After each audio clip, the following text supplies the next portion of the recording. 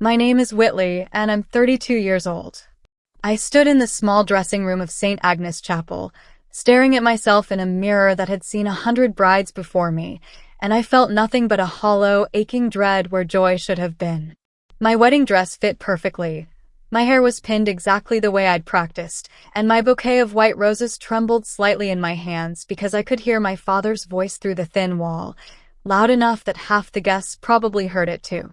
"He works in a warehouse," my father was saying to my uncle, not even bothering to lower his voice. "A warehouse? My daughter, marrying a nobody who drives a forklift for a living." I closed my eyes and breathed through it, the way I'd been breathing through it for the past 8 months, ever since I brought Julian home for the first time. My family had never given him a fair chance. My mother had asked him, in front of everyone at Thanksgiving, whether he had any actual plans for his future, as if raising 2 younger siblings alone after his parents died in a car accident when he was 19 wasn't a plan, wasn't a life, wasn't proof of exactly the kind of man he was. My father had refused to shake his hand the first time they met and had never warmed since. To them, Julian's calloused hands and modest apartment and steady, unglamorous job made him invisible, made him nothing, made him someone not worth their respect. But I loved him. I loved the way he remembered how I took my coffee, the way he'd driven 4 hours through a snowstorm just to bring me soup when I was sick, the way he never once asked me to choose between him and my family, even when they made it clear they'd rather he didn't exist. So when my father knocked on the dressing room door and stepped inside without waiting for an answer, I already knew what was coming. "Your grandfather isn't here," he said flatly. "He had a golf thing. And frankly, Whitley, I'm not walking you down that aisle either. I'm not going to stand up in front of 200 people and pretend I'm proud of this." I stared at him, waiting for him to laugh, to tell me it was a joke, but his face stayed cold and certain. "Dad, please," I whispered. "It's my wedding day. Walk yourself. That's what happens when you marry a nobody." He said it so casually, like he was commenting on the weather, and then he turned and walked back out toward the chapel.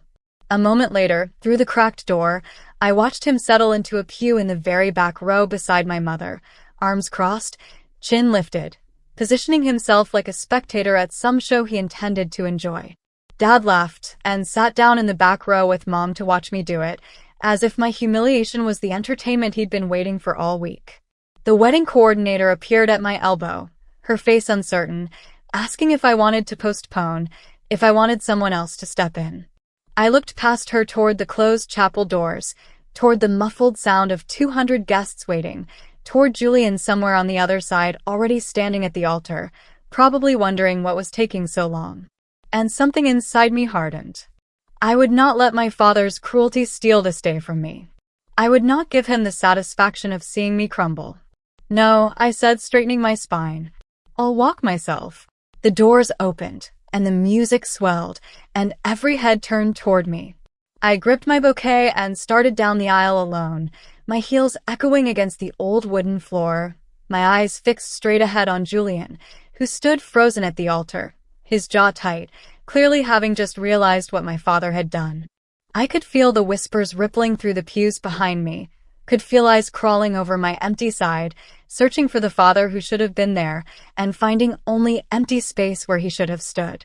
I was halfway down the aisle, my breath shaking, my knees nearly giving out from the weight of 200 stairs, when I heard the heavy chapel doors behind me creak open again. Halfway, the doors behind me swung open, and I froze, thinking perhaps my father had changed his mind, that some flicker of shame had finally reached him. But when I turned, what I saw made my heart stop entirely. 30 strangers in matching gray walked in and lined both sides of the aisle, moving with a quiet, deliberate precision that silenced the entire chapel. They wore identical charcoal gray suits, their faces solemn and unified, and they positioned themselves shoulder to shoulder along both rows of pews like a wall of silent witnesses. Gasps rippled through the guests. My mother half rose from her seat. My father's smug expression cracked into confusion. One of them, a tall man with silver hair and the bearing of someone used to being obeyed, stopped directly beside the back row. He turned, looked straight at my dad, and said, "Sir," and the entire chapel went utterly, deathly silent, waiting to hear what would come next, waiting to understand exactly who these 30 strangers were and why they had come. Sir, the silver-haired man repeated, his voice calm but carrying an authority that made the entire chapel lean in to listen. With respect, you don't get to sit there and enjoy this. Not after what you just did to your daughter. My father's mouth opened and closed, no sound coming out, while my mother's hand flew to her chest.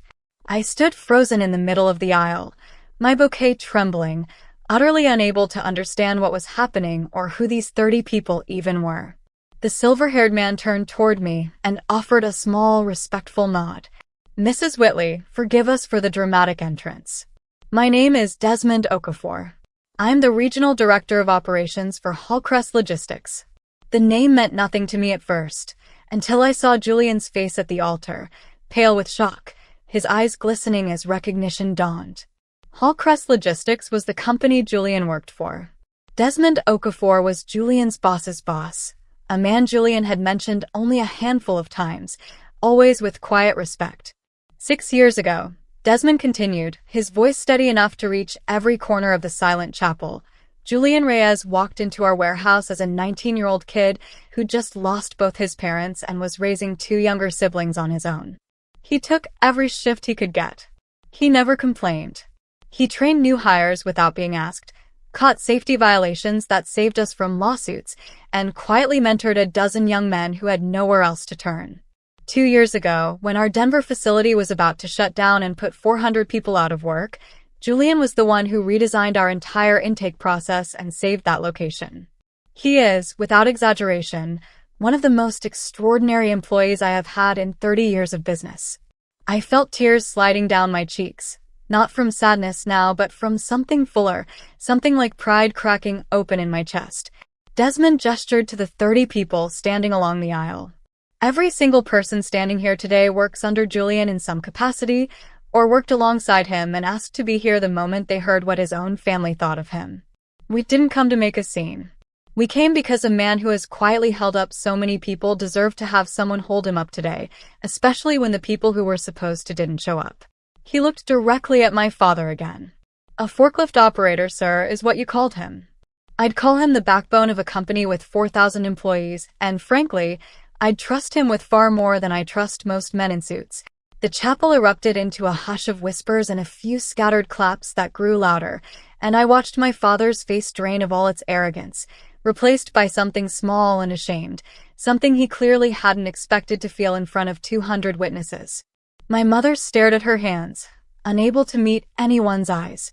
I turned back toward the aisle, toward Julian, who was openly crying now, his shoulders shaking as he watched the people he'd quietly helped for years stand up for him in the one moment he needed it most. Desmond stepped back respectfully and gestured toward me. Please continue. We just wanted him to know he wasn't walking into this family alone. I gripped my bouquet and walked the rest of the aisle between 2 rows of strangers who felt, in that moment, more like family than the people I'd grown up with. When I reached Julian, he took my hands and whispered that he loved me, his voice breaking, and I whispered back that I had never been prouder to become his wife. The ceremony continued, but it was different now, charged with something electric, something the whole room had witnessed and would never forget. When the officiant asked if anyone objected to the marriage, the silence was so complete you could hear the candles flickering, and I glanced at my father, who kept his eyes down and said nothing at all. We exchanged our vows, and when Julian slid the ring onto my finger, the entire chapel rose to its feet in applause, the 30 strangers in gray clapping loudest of all. At the reception, my father approached me once, stiffly, and mumbled something that was almost an apology, something about not realizing, about being wrong. I told him I appreciated the words, but that actions mattered more, and that he had a long way to go before I would trust that he meant them. Julian, ever gracious, still shook his hand, still thanked him for coming, because that was who Julian was, a man who built bridges even for people who never deserved the effort. Later that night, dancing under string lights with Julian's arms around me, I realized my father had spent years trying to convince me that Julian was worth nothing, when in truth Julian was worth more than my father would ever understand. Value was never about job titles or salaries. It was about showing up, about quietly building people up instead of tearing them down, about being the kind of person 30 strangers would drop everything to defend. My family mocked my husband as a nobody and let me walk alone, but in the end, It was Julian's nobody who filled that aisle with somebodies, and it was Julian's love that made me understand what true worth actually looks like.